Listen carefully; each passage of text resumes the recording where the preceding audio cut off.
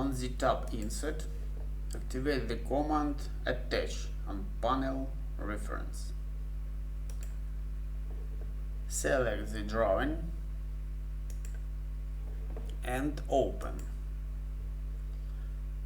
Next window, click OK and set the point on the work field. Click left mouse button. But it is inside how black.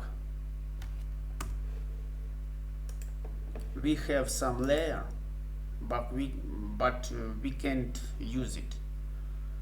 Maybe click here. The select layer cannot be made as the current layer. Okay, close.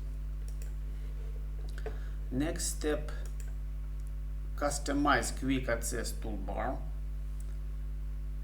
Z point, and show menu bar. From the drop down menu, modify, object, and click bind. And bind in some layer, that, and that. Click OK.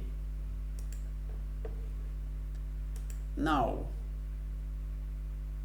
we select current, maybe some layer 2 from the drawing tool, and we can use it.